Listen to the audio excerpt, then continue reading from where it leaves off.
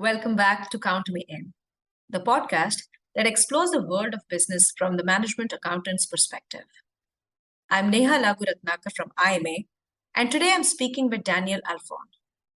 Daniel is the author of the book, How to Build a LinkedIn Profile for Business Success. He helps businesses and individuals succeed by maximizing their reach on one of the world's largest business networking communities. Today, he'll be sharing pro tips for using LinkedIn for career networking, business development, content marketing, and more. If you use LinkedIn for any reason, this is a conversation you don't want to miss. Let's get started.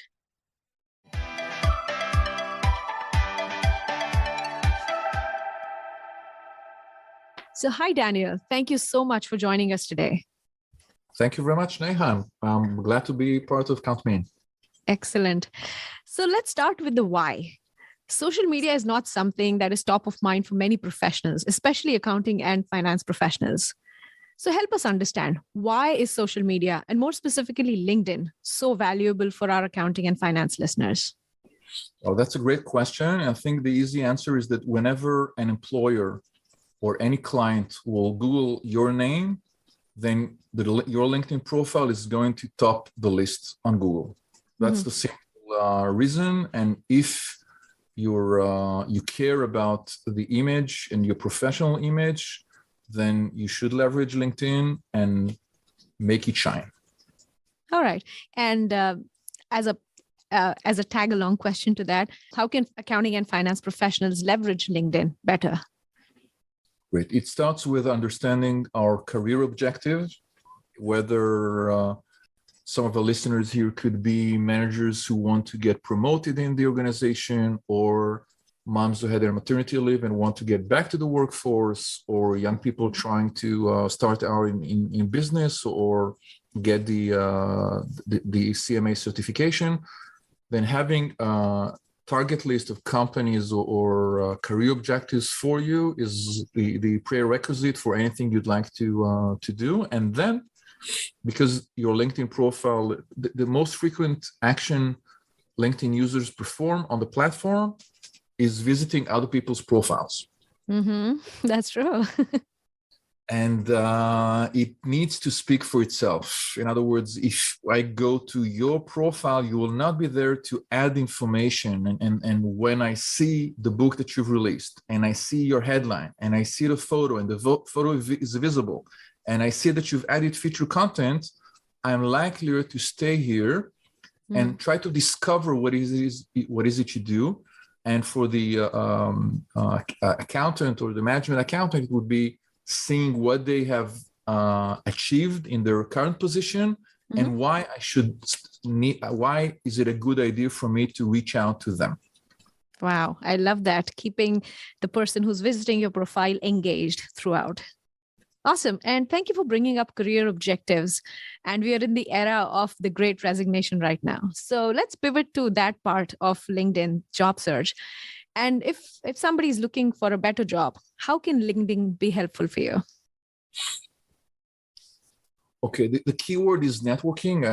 When we think about the four steps that you wrote about, then network is probably the single most important element we need to take into account. We may move from one part of the world to another. Our network is the key asset that is likely to make our career grow. And whenever we run an advanced search on LinkedIn, LinkedIn advanced searches are excellent. And that's probably one of the misused and underutilized assets. You can run advanced searches for a company you're interested in, and you would be able, in many cases, to identify the person you're likely to report to. And in some cases, you'll see that you and them, you share mutual connections. Right.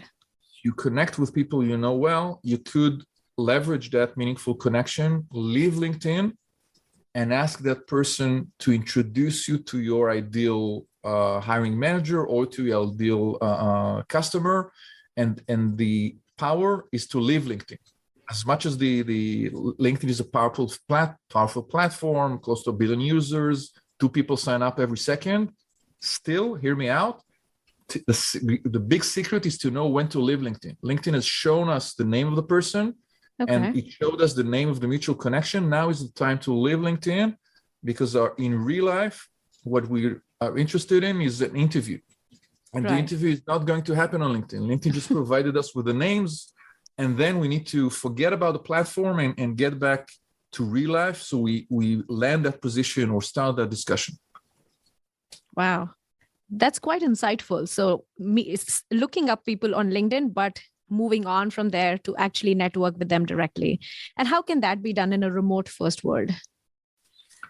It could be when you say you run a search and you find someone you'd like to reach out to, and you see that you do share a mutual connection with them or several mutual connections with them. Then if you two are connected by visiting their profile and clicking on contact info, you would get their email.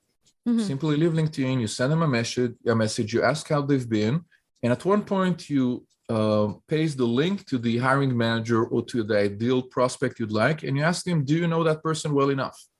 Okay. And Neha, in some cases you could guess, because if your mutual connection has 300 connections and the hiring manager has 400 connections, then chances are they know each other.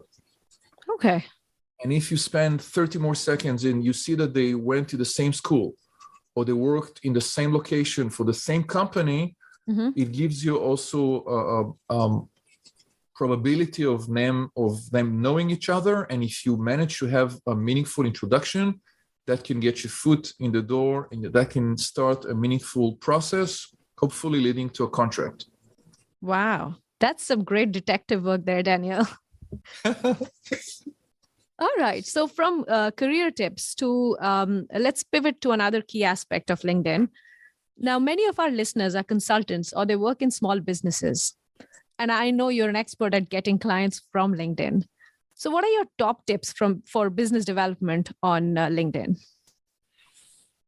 Okay, great. So I'll say this. There are two pillars I think we need to consider. One is a converting profile, and the second is our connection strategy. So very quickly, a converting profile will make your ideal reader understand what you bring to the table. And your connection strategy should enable you to use or to leverage or to ask people to introduce you to the hiring manager or to the ideal client. And that means you need to pick either quality or quantity. Okay. And try not to stay in between. Quality means you connect only with people you know well. Quantity means you have 30,000 connections. 30,000 connections give you exposure. Connecting with people you know well gives you trust. If you try to aim for both, in most cases, you will end up with very little of either, not enough exposure, and having polluted your network. So pick one.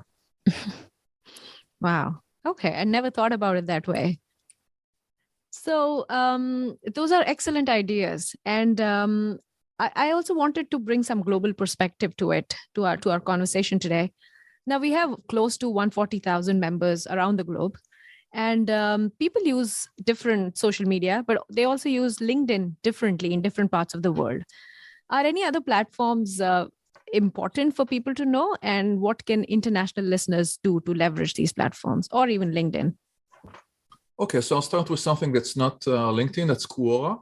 So I'll share with you later a specific. Quora is a Q&A website that has excellent answers. And I'll share a free resource on how to build your LinkedIn profile, an answer I put on Quora over 10 years ago. And at one point, I developed it into a full book. I think Quora is great to learn. And if we go back to LinkedIn, then IMA has over 300 chapters worldwide. Networking could happen in your chapter with your peers, with people who work for companies you could be interested in regionally or globally. And if you want to relocate or you're interested in a different market, then identifying that chapter ahead of time could also be helpful. Excellent. And just for our listeners, Quora is spelled as quora.com. That's the one? Perfect. Thank you so much. Now, I love all your ideas, by the way, Daniel. So let me throw a challenge to you. If our busy listeners had just 5 minutes to spare today, what can they do immediately after this podcast to massively improve their LinkedIn presence? Why, Neha? I love this question. I'll do it fast. So the first question is, who's your ideal reader? The ideal reader in my book is either the hiring manager, if you're an employee, or the ideal prospect you have. Okay. Second question, what action would you like that person to perform if they visit your profile? Okay. You may want them to reach out to you or to visit your website. You look at your presence and you ask yourself, if I were my ideal reader, would I feel compelled to perform that action? And am I providing them with the right information at the right order that is likely to make them convert?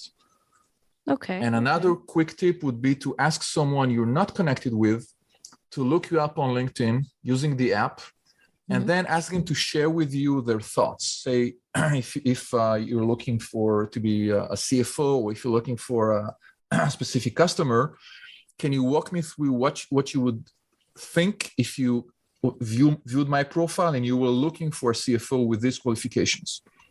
And you would be amazed by what the answers could be. And what is important is what other people understand, what other people see. In some cases, you'll see that they don't see your profile photo. And it doesn't help that you have a profile photo, but if they don't see them, then it's not there. So you need to tweak your LinkedIn privacy so your photo is public. And if they look at your headline and they're not sure what it stands for, you need to try and help them, and you try to make the banner and the headline rock, because the headline is the single most important real estate on our profile. And if it's not clear, if it's not converting, many people will simply go away. So to ask yourself, who's your ideal reader? What action would you like them to perform? And help them do that. And if you have an additional minute, ask someone to look you up and just share with you their thoughts. I love that. Getting unbiased opinion of a person who's not connected to you on LinkedIn. Love that. So let's move on to the next question in my list. We talk about a lot about being future ready. So since there's a lot of talk about being future ready, can LinkedIn help professionals stay on top of the competencies of the future or jobs of the future as they continue working? Wow, that's a great question. Yes, LinkedIn is one of the many tools that could help us understand what the future looks like. And one thing we could do, especially if we're working for the same company, maybe for 2-3 years, is try to assess what happens in the market. And what would happen is that if we see that most companies that are looking for a specific skill, we'll see that trend. And we see that now, 30% of the companies are requiring some financial XYZ. And we need to make sure that if we want to be future ready, we need to either take a course or try to find an opportunity within our employer to try and gain more skills about it. And going back to the question of networking, if you happen to attend the IMA 22 in Austin in June, then networking there could be a great way for you to build your future for 2023 and 2024 and 2025. Wow. So yeah, networking, I think, is an integral part of every step of social media or LinkedIn. But I also love your idea of continue to browsing through job descriptions, even if you're not looking for a job, so you know what people are now looking for.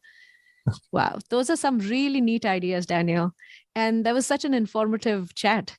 But this brings us to the end of our conversation today. And I really, really appreciate you sharing your knowledge and expertise with us today. It's been a pleasure, Neha. Thank you very much. This has been Count Me In, IMA's podcast, providing you with the latest perspectives of thought leaders from the accounting and finance profession. If you like what you heard and you'd like to be counted in for more relevant accounting and finance education, visit IMA's website at www.imanet.org.